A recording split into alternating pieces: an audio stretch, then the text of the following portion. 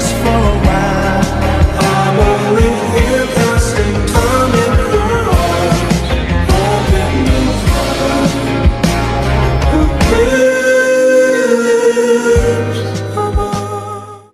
Assalamualaikum warahmatullahi wabarakatuh. Halo semua, di sini kita akan membahas topik yang sangat penting loh. Kira-kira topiknya apa sih? Jadi kita akan membahas Pancasila sebagai ideologi negara. Betul sekali, mungkin kalian sudah sering mendengar kata ideologi. Tapi apa sih sebenarnya ideologi itu?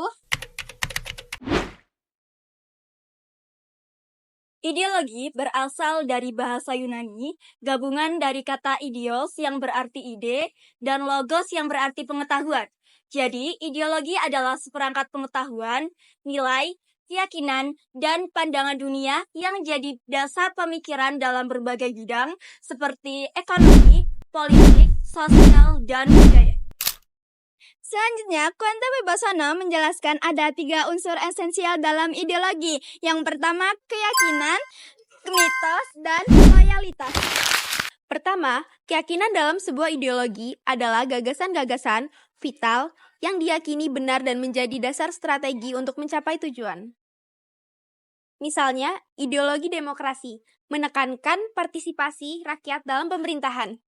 Yang kedua, mitos dalam ideologi merujuk pada ajaran optimis, seperti meyakini tercapainya sebuah tujuan. Misalnya, dalam ideologi sosialisme, percaya bahwa ada mitos kesamarataan kesejahteraan dapat dicapai melalui pengelolaan yang kolektif. Dan yang terakhir adalah loyalitas. Loyalitas di mana ideologi yang menuntut penuh dukungan dari pengikutnya, seperti dalam kapitalisme, yang di mana ada pada prinsip pasar bebas dan persaingan. Sekarang, mari kita lihat ciri-ciri umum dari ideologi. Yang pertama, ideologi ini memberikan pandangan dunia yang menyeluruh terhadap manusia, masyarakat, dan berbagai aspek lainnya. Kedua, ideologi mengandung nilai dan tujuan yang ingin dicapai, seperti kebangsaan, kemanusiaan, keadilan, dan kesetaraan. Ketiga, ideologi mempengaruhi pembentukan kebijakan. Misalnya, ideologi liberalisme mempengaruhi kebijakan ekonomi dan politik untuk mendukung pasar bebas. Keempat, ideologi memberikan identitas dan pembeda. Contohnya, nasionalisme memberikan rasa identitas dan bangga terhadap bangsa.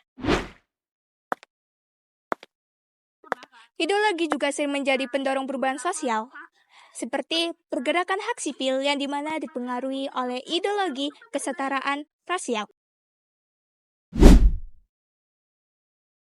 Ideologi ini bersifat adaptif dan kontekstual.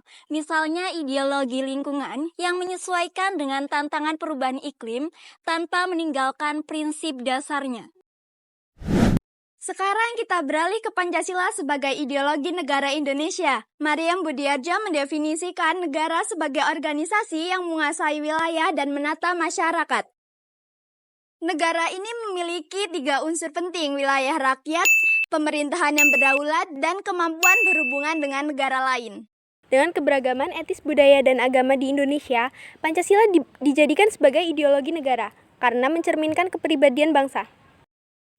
Nilai-nilai Pancasila sudah ada dalam budaya Indonesia sejak lama.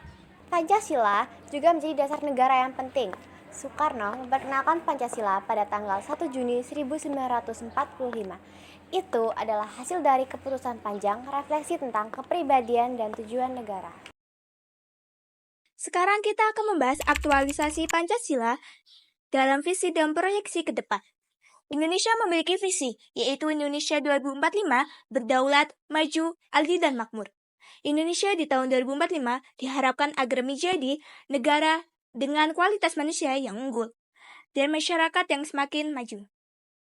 Pada tahun 2085, Indonesia juga memiliki proyeksi yaitu Impian Indonesia, yang diharapkan saat itu Indonesia menjadi pusat pendidikan dan teknologi dunia, bebas dari korupsi dan memiliki infrastruktur yang merata.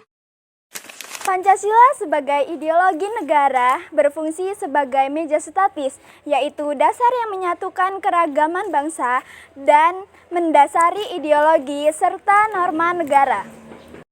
Seperti yang dikatakan Bapak Soekarno, Pancasila adalah jiwa bangsa Indonesia. Jadi mari kita jaga dan lestarikan nilai-nilai luhurnya agar tetap kokoh dan berjaya.